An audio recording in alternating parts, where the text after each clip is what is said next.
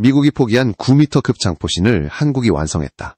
이 한 줄의 소식이 방산판도를 흔들고 있다. 한때 초장포신은 설계의 난제이자 유지비 내구성 문제로 포기된 기술이었다. 그러나 이제 그 불가능이라 불린 길이가 현실로 바뀌었다. 한화 에어로스페이스와 현대위아가 주도한 개발 속도는 단순한 기술 진보를 넘어 전략적 충격파를 만든다. 기존의 전통적 통념을 박살낸 건 기계적 내구성과 정밀 가공의 결합이다. 포신을 58 구경장, 즉 약 9m로 연장하면 사거리는 비약적으로 늘어나 70km에 달할 수 있다. 이것은 단순한 숫자의 변화가 아니다. 화포가 전장에서 수립하는 전술적 위치와 집중 지원의 방식, 탄약 보급의 구조 자체를 바꿀 수 있는 능력이다. 더 먼 곳에서 더 정확하게 명중시키는 능력은 현대전의 승패를 좌우한다. 미국의 XM-1299가 포기한 바로 그 지점에서 한국은 세기를 냈다. XM-1299의 실패 원인은 포신 마모와 내구성 관리의 한계였지만 한국의 연구진은 세수 처리와 내강 도금, 열처리 공정의 혁신으로 포신 수명을 연장하는 해법을 찾아냈다. 단순히 길게 만드는 것이 아닌 길어도 버티는 포신을 만든 것이다. 이 기술적 전진은 단순한 제조업적 성취를 넘어 전력 투사와 수출 경쟁력의 지형을 바꾼다. 또 한 가지 주목할 점은 플랫폼의 전환이다. 자주포를 궤도형에서 차륜형으로 옮기는 흐름은 기동성과 전략적 가용성 측면에서 의미가 크다. 9m급 장포신을 차륜형 체계에 얻는다는 발상은 전장에 투입되는 방식 자체를 바꾼다. 더 빠르게 전개하고 도심과 교통 인프라를 활용해 신속히 재배치할 수 있다. 이는 전통적인 기갑 전력과는 다른 형태의 거리 우위를 만들어낸다. 국제 무대에서 이 성과는 곧바로 비교의 대상으로 끌어올려졌다. 독일의 RCH-15와 미국의 기존 설계들이 갖는 한계와 비용 구조 속에서 초장포신을 안정적으로 구동시키는 기술은 큰 무게감을 가진다. 가격 대비 효율과 전투 지속성, 탄약의 다양성까지 고려할 때 이번의 기술적 돌파는 단순한 신무기 발표를 넘어서 다양한 국가들의 수요 재편을 유발할 가능성이 크다. 이제 관건은 실전 배치와 대량 생산이다. 시제품 단계에서 성능을 확인하는 것과 이를 안정적으로 양산해 전력화하는 것은 또 다른 도전이다. 그러나 한 번의 기술적 돌파는 종종 후속 투자와 생산 설비 확장을 촉발한다. 한국이 이 기회를 어떻게 현실화하느냐에 따라 향후 5년 내 방산 수출 시장의 지형이 재편될 수 있다. 이 이야기는 단지 무기의 길이만을 말하는 것이 아니다. 포신 한 줄의 연장은 전쟁의 거리, 전략의 선택지, 그리고 한 국가의 방위산업 역량을 재정의하는 사건이다. 오늘의 성공은 내일의 기준이 된다. 한국의 초장포신은 세계가 다시 바라보게 될 새로운 잣대를 세우고 있다. 미국의 XM-1299 프로젝트는 한때 미래 포병전의 기준으로 불렸다. ERCA라는 야심찬 이름 아래 더 먼 거리, 더 빠른 교전, 그리고 정밀 타격을 목표로 설계되었지만 현실은 냉혹했다. 핵심은 간단해 보였지만 기술적으로는 불가능에 가까웠다. 포신을 크게 늘려 사거리를 확장하면 마찰과 열 스트레스가 급격히 증가하고 그 결과 포신의 마모 속도가 치명적으로 빨라진다. XM-1299의 실패는 바로 이 지점에서 발생했다.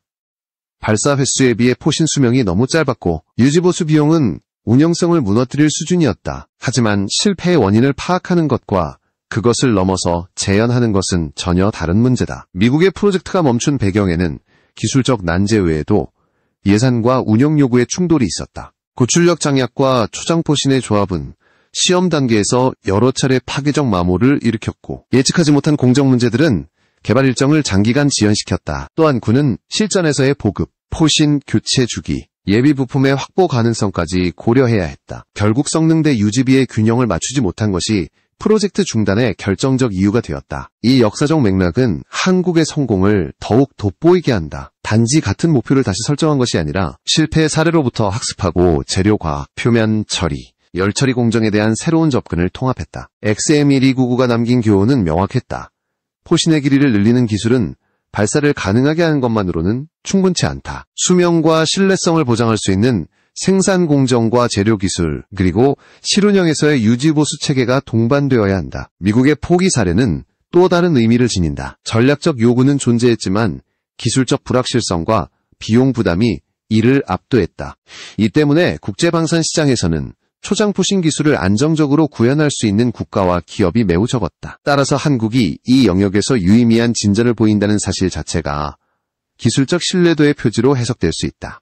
단순한 시제품 이상, 운영 가능한 솔루션을 만들 수 있다는 신호다. 결국 XM1299의 실패는 경고였고 한국의 접근은 답이었다. 실패가 드러낸 문제들을 하나하나 해결해 나간 과정이 바로 기술 우위의 핵심이다. 이번 성공은 과거의 실패를 단순히 반복하지 않았다는 점에서 의미가 크다. 그것은 왜 실패했는가를 이해하고 어떻게 견디게 만들 것인가에 집중한 결과다. 한화 에어로스페이스의 기술진이 선택한 접근 방식은 단순히 길이를 늘리는 것이 아니라 전 과정의 체질을 바꾸는 것이었다. 기존의 52 구경장 포신이 가진 한계를 인식하고 재료의 선택부터 가공, 도금, 열처리에 이르는 전 단계를 다시 설계했다. 현대위안은 포신 내강의 마모를 최소화하기 위한 특수 도금 기술을 확보했고 기존 1000발 수준이던 수명을 500발 이상으로 끌어올렸다. 이 기술의 진전은 단순히 소재의 개선을 넘어서 정밀 공정의 수준 향상을 의미한다. 포신이 길어질수록 공정 난이도는 기하급수적으로 높아진다. 내경을 균일하게 뚫고 내부 표면을 완벽히 연마해야 하며 길이 9m에 이르는 강철 덩어리를 온도와 응력의 균형 속에서 유지하는 것은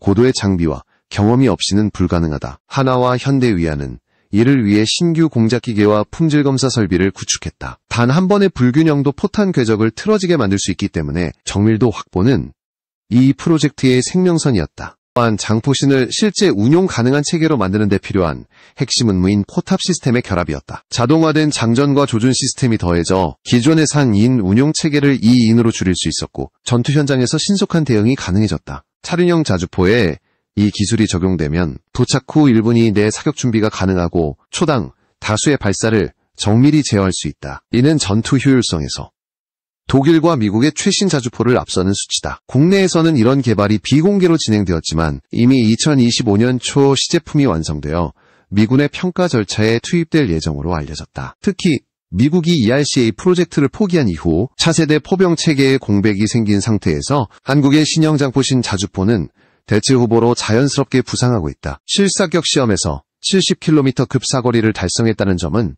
이 프로젝트가 단순한 시제품이 아님을 보여주는 증거다. 핵심은 내구성이다. 포신이 아무리 길고 강력해도 일정 발사수 이상 버티지 못하면 실전 가치가 없다. 이를 해결하기 위해 포신 내부에는 고열과 압력을 견디는 특수 합금 코팅이 도입되었으며 반복 발사 후에도 정밀도가 유지되도록 내벽 구조가 최적화되었다. 한국의 공학자들이 제시한 새로운 도금 처리 기술은 포신 내부에서 발생하는 미세 균열을 방지해 장기간 안정된 사격을 가능하게 했다. 이제 남은 것은 양산 체계다. 9m급 포신을 대량으로 생산하기 위해서는 생산 라인 자체를 새로 구축해야 한다. 기존의 설비로는 길이와 공정 단계가 맞지 않기 때문이다. 그러나 한화 에어로스페이스는 이미 이를 위한 투자를 진행 중이며 차세대 공장 라인은 연간 수십 문의 초장포신 자주포를 안정적으로 생산할 수 있을 것으로 전망된다. 이는 단지 한국군의 전력 강화가 아니라 세계 방산 시장을 향한 수출 경쟁의 새로운 무기가 될 것이다. 한국의 초장포신 개발은 단순한 길이 경쟁을 넘어서 시스템적 우위를 만드는 전략적 선택이다. 독일의 RCH-155는 이미 차륜형 자주포 시장에서 강력한 위상을 점하고 있으며 기동성과 발사 정확성 그리고 유럽연합군과의 운용 호환성에서 높은 점수를 받아왔다. 그러나 RCH-155가 채택한 설계 철학은 모듈화와 다목적성에 초점이 맞춰져 있어 초장사거리 위주의 전력 투사에는 한계가 있다. 반면 한국의 접근은 거리의 확보를 통해 전장의 우위를 원천적으로 바꾸려는 시도다. 미국의 사례는 또 다른 교훈을 준다. XM1299 프로젝트가 보여준 것은 기술적 가능성과 운영성 사이의 균형점이 얼마나 중요한지이다. 미국은 초장포신의 잠재성을 인정했지만 포신 수명과 유지보수 비용, 예비부품 체계에서 현실적 제약을 마주했다. 한국은 여기서 한 발 더 나아가 운영 가능한 기술을 목표로 삼았다. 즉, 단발성 성능 시연이 아니라 실전 운용을 견딜 수 있는 신뢰성 확보에 초점을 맞춘 것이다. 비용 구조에서도 차이가 난다. 독일의 시스템은 초기 도입 비용과 일체형 플랫폼의 유지비에서 강점을 보이지만 초장사거리 달성을 위해선 비용 대비 효율성 문제가 발생할 수 있다. 미국의 엑스칼리버 같은 유도탄은 뛰어난 정밀도를 제공하지만 탄약 단가가 지나치게 높아 대량 소모전에는 적합하지 않다. 한국의 초장포신은 비교적 저렴한 제레탄으로도 장거리 투사가 가능하도록 설계되어 장기 소모전에서의 비용 효율성을 노릴 수 있다. 생산 능력과 공급망 측면도 중요한 비교 포인트다. 독일과 미국은 전통적 생산 기반과 글로벌 공급망을 보유하고 있으나 초장포신 같은 특수 품목의 대량 생산에는 설비 재투자가 필요하다. 한국은 상대적으로 빠르게 설비를 확장하고 전문 공정을 구축해 대량 생산 시나리오를 현실화하려는 움직임을 보이고 있다. 이는 수출 경쟁에선 앞기 준수라는 실질적 우위를 제공할 수 있다. 전술적 활용면에서 보면 각국의 군사 철학 차이가 드러난다. 독일은 정밀 유도탄과 네트워크 중심의 포병 운용으로 보완하는 반면 한국은 대량 표적 교란과 원거리 포격 능력을 통해 상대의 심리적 물리적 교란을 유도하려 한다. 미국은 항공 우위와 정밀 타격으로 보완하는 구조지만 장기간 포탄 소모전에서는 비용과 보급 문제가 발목을 잡을 수 있다. 국제 표준 및 호환성도 무시할 수 없는 변수다. 나토 표준과의 호환, 탄약 규격, 통신 및 사격 통제체계 연동성은 수출 경쟁력에 직접 영향을 준다. 한국은 국제 규격을 준수하면서도 자국 기술을 접목해 호환성과 차별성을 동시에 확보하려는 전략을 택하고 있다. 이는 구매국 입장에서 기존 체계와의 연동성 과밀에 업그레이드 가능성을 모두 만족시키는 매력으로 작용할 수 있다. 마지막으로 전략적 임팩트다. 기술적 성취만으로 전장이 바뀌지는 않는다. 그러나 초장포신을 안정적으로 운용할 수 있는 능력은 국가의 외교적, 군사적 입지를 강화한다. 독일과 미국의 기존 강점에 한국의 새로운 접근이 더해질 때 방산시장과 전력 구성은 재편될 가능성이 크다. 경쟁국들은 이제 단순한 플랫폼 경쟁을 넘어 사거리, 유지성, 비용을 동시에 만족시키는 통합 솔루션을 요구받게 될 것이다. 초장포신이 전장에 투입되면 전술적, 운영적 차원에서 즉각적인 변화가 발생한다. 먼저 관측과 정찰의 역할이 중요해진다. 70km 이상의 사거리에서 발사된 포탄은 목표 선정과 탄도 예측에 더 높은 정밀도를 요구한다. 따라서 위성 감시, 무인기, 전자전 정보의 융합이 없이는 먼 거리의 표적을 안정적으로 타격하기 어렵다. 이는 단순한 발사 플랫폼의 변화가 아니라 통신과 센서 네트워크 전반의 업그레이드를 동반한다는 뜻이다. 보급과 탄약 관리의 문제는 작전 지속력에 직접 영향을 준다. 사거리가 늘어나면 발사당 효과는 커지지만 동시에 더 많은 탄약과 보급 체계의 확충이 필요하다. 한국이 개발한 초장포신이 저비용 탄약으로도 장거리 타격을 가능하게 했다 해도 대규모 소모전에서는 탄약 수송과 보급의 병목을 해결해야만 한다. 이로 인해 야전 보급로의 보호, 예비 탄약 창고의 분산 배치, 그리고 신속 보급 차량의 운용 전술이 필수적이다. 전술적 측면에서는 스탠드오프 능력의 확대가 가장 큰 수확이다. 아군은 전선을 뒤에서 안전하게 유지하면서도 적의 후방 지휘부, 탄약고, 지휘 통제 노드에 더 큰 위협을 행사할 수 있다. 반대로 적은 더 깊숙한 지역에 분산 배치하거나 이동해야 하므로 지휘와 통제의 복잡성은 증가한다. 이는 전장 전체의 치열함을 낮추는 대신 소수의 고가치 목표에 대한 경쟁을 심화시키는 결과를 낳는다. 대응 측면에서는 적의 방어 능력과 탄도 방어 체계의 중요성이 커진다.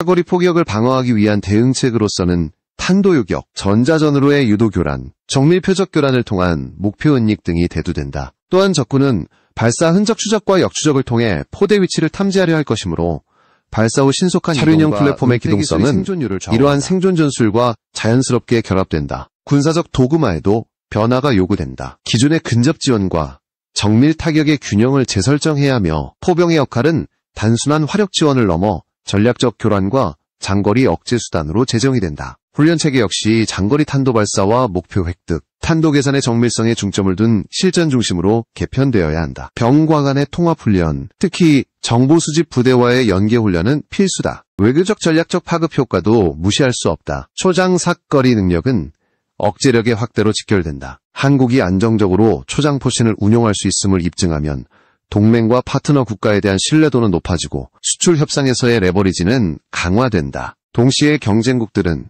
자체 대응책을 모색하게 되고 지역 군비 경쟁의 성격이 달라질 수 있다. 마지막으로 실제 배치 시나리오는 점진적일 가능성이 크다. 초기 소수의 고성능 포대를 실전 검증에 투입하며 운용 데이터에 따라 양산과 전력화 계획을 수정 보완하는 방식이다. 이 과정에서 발생하는 문제를 신속히 보완하고 보급 체계를 안정화하는 것이 성패를 가를 것이다. 결국 기술적 성공이 전략적 우위로 완성되려면 실전 운용과 물류, 정보체계의 통합적 개선이 병행되어야 한다는 점이 가장 중요한 교훈이다. 마지막으로 짚어야 할 것은 이번 초장포신 기술이 남긴 장기적 의미다. 기술적 성취 자체는 분명히 중요하지만 진정한 승리는 그것이 제도화되고 전략적 자산으로 기능할 때 완성된다. 한화에어로스페이스와 현대위아가 보여준 것은 단순한 시제품 발표가 아니라 운영 가능한 솔루션을 목표로 한 설계 철학이다. 이는 시험장에서의 기록보다 전선에서의 신뢰성과 보급망의 견고함으로 평가받게 된다. 우선 산업적 파급이다. 초장포신 생산은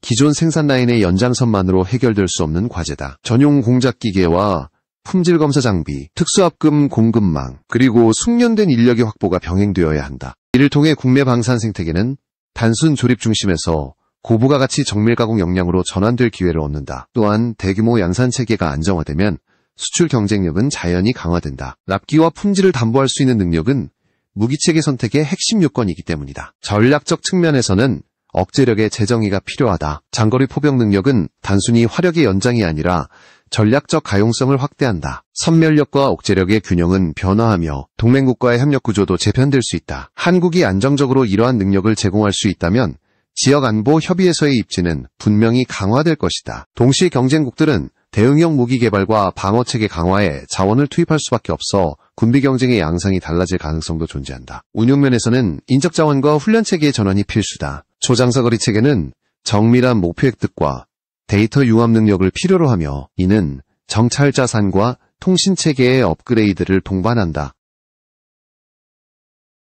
병과 간, 통합 훈련과 실전 모임 포탑과 자동화 시스템의 도입은 병력 운용 효율을 높이지만 동시에 신뢰성 검증과 사이버 안전성 확보라는 새로운 과제를 제기한다. 정책적 과제도 있다. 장거리 화력의 증가는 외교적 설명과 제도적 통제가 뒤따라야 한다. 무기 수출과 기술 이전은 국제규범과 수출 통제 기준을 준수하며 진행되어야 한다. 또한 초장포신의 확산이 지역 안보에 미치는 영향을 고려해 투명한 소통과 동맹국과의 협력 체계를 강화해야 한다. 마지막으로 당부하고 싶은 것은 지속적 투자의 중요성이다. 기술 한 번의 돌파는 출발일 뿐이다. 연구개발, 생산설비 확대, 국제인증, 그리고 실전 운용에서의 개선을 위한 피드백 루프가 꾸준히 유지되어야 한다. 만약 이 과정이 충실히 이행된다면 한국의 초장포신은 단지 항무기의 등장이 아니라 글로벌 포병 기술의 표준을 바꾸는 전환점이 될 것이다. 이제 중요한 것은 실전 배치 이후의 데이터다.